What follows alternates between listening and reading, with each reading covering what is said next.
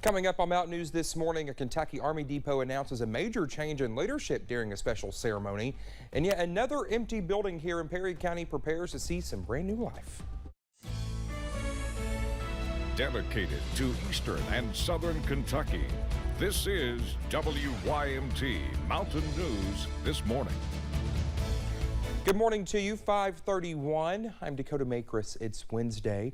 And like I said yesterday, I'm going to say it again and I'll say it the rest of the week. I feel like this week has just gone by so slowly, but it's okay. Tomorrow is my Friday, so I'm here for it. Brandon, good morning to you. Well, let's just keep rubbing it in. I don't want to hear it. You had Monday off, or you had the 4th of July off. And then I worked Saturday.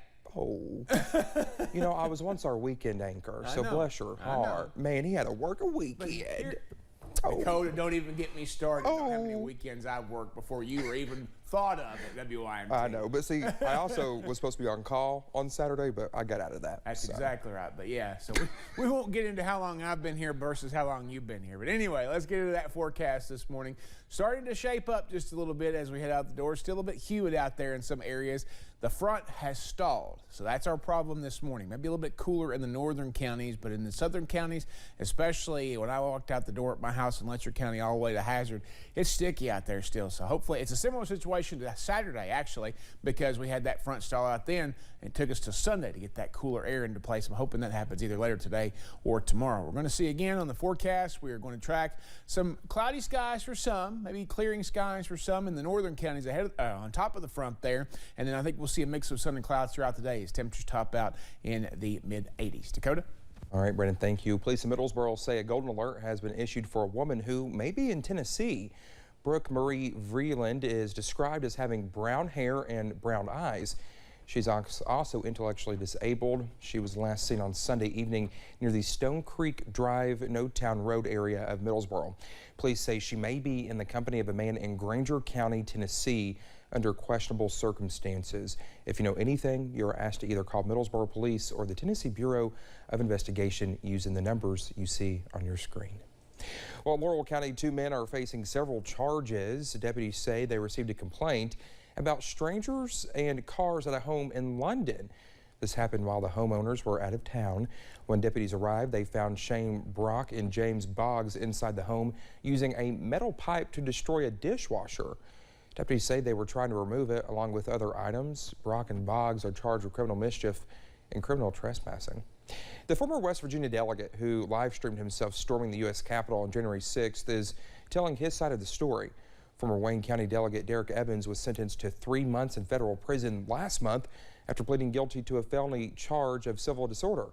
Annie Moore shares his thoughts about that day.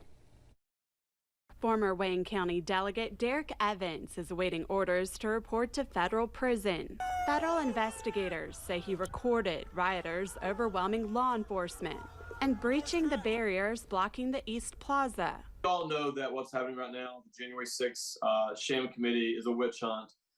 They are just doing everything they can to try and make this seem as bad as possible so that they can try to tie this to President Trump to either prevent him from running again in 2024 or to hurt his chances when and if he does decide to run in 2024. You say witch hunt, but people were actually killed. Does that concern you? Have you released anything regarding those who lost their lives on that day? Absolutely. I mean, Ashley Babbitt, no one wants to speak about her. She was the only person who was, murdered by a weapon, a gun. They're trying to act like, people who went into the Capitol and people who were there protesting were armed and dangerous. The only gun that we know of for sure that was actually there and was used to fire upon Ashley Babbitt. When you watched everything that unfolded on TV and learned that law enforcement officers had lost their lives, what went through your head? I do not condone violence and destruction of property, any of those things. Had I been on the other side of the building and witnessing those things firsthand, I wouldn't be in the situation because I would not have been a participant in that. For now, he says his immediate concern is supporting his family ahead of his 3-month prison sentence. But he says he isn't ruling out a run for higher office. And what national groups are reaching out to you to run? Oh, there's a lot of different organizations that's been reaching out, wanting to help me if I decide to do that, trying to talk me into doing that. Basically, the constitutional conservative groups that are sick of rhinos going up to D.C. and and sipping tea with the other swamp rats. So swamp rats of DC, you know, they're looking for people who are going to have enough backbone to go and represent the constitutional conservative Americans, God-fearing Christian Americans across this country. Well, back here in the Commonwealth, the Bluegrass Army Depot is under new leadership. The depot held a changing of command ceremony Tuesday morning. Commanders passed the unit flag for the Bluegrass Army Depot from one person to another, showing that command is now in the hands of Colonel Brett A. Vizian. He most recently served as Deputy Chief of Staff for Army Command in Huntsville, Alabama, taking the position as Depot Commander. He says he will carry on the long tradition of excellence at Bluegrass Army Depot. This place existed for a very long time, and I'm excited to set the conditions for this organization to endure for decades to come. He will now oversee the completion of the depot's current missions and take the reins on the coming missions at the depot. On Tuesday, UK basketball coach John Calipari kicked off a tour to help Western Kentucky tornado survivors. He'll be visiting Kroger stores across the Commonwealth and signing autographs for free. Anyone who stopped by is encouraged to consider donating a gift card to tornado survivors. Select players will also be taking pictures with fans. The first stop was in Louisville. Later this week, Coach Cal will stop in London, Georgetown, Somerset, and Moorhead. Supply chain businesses in Kentucky can now qualify for up to $40,000 incentives. The money is for launching or maintaining a registered apprentice program in the hopes of helping meet the need for skilled workers in supply chain automation. For more information, you can attend the free webinar being held on OEAS on July 19th and 27th. In the last year, we've seen many projects take place in downtown Hazard as part of a revitalization plan, and now another empty building will get new life. The Mountain Association has recently purchased the old First Federal Savings and Loan Building on the corner of Lovern and Main Street, aiming to strengthen their presence and continue promoting their mission of economic development in downtown Hazard.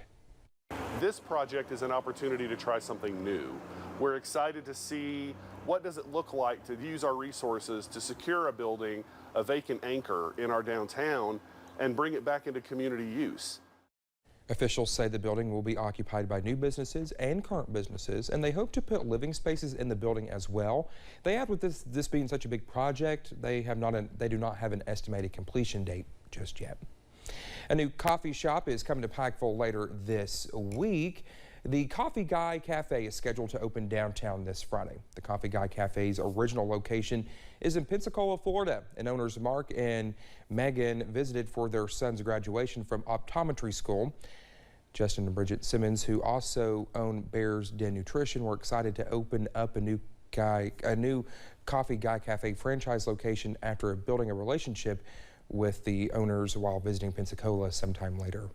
While we were down there, we stopped by their coffee shop and ended up staying for a day or so and hanging out with their family, and just really grew our friendship throughout the year. The owners are excited for the grand opening on Friday and invite the community to take part in it. A country music artist from Central Kentucky has a new children's book out that he hopes teaches children about trusting and supporting law enforcement. Eddie Montgomery, former Montgomery Gentry co-authored Police Officers Are Friends. It is set in his hometown of Danville.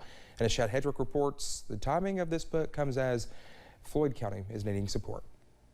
They're the brave men and women behind the badge. We got to back our heroes. That country music star Eddie Montgomery says his new children's book is all about our guys, man, and girls, man, our heroes, our American heroes, they're getting a bad rap. And I just got tired and sick of it myself, and so all of us. And it's like, you know what? It's time. The book is co-written by Randy Graham and illustrated by Michael Sutherland. It explains the roles police have in communities and encourages children to support and respect them. You know, because when they come up to a stoplight, they don't know whether it's going to be a friend pull up beside them or a foe. You know, it's going to be shooting at them or something. The book's release comes as Floyd County grieves the loss of 3 officers and a canine.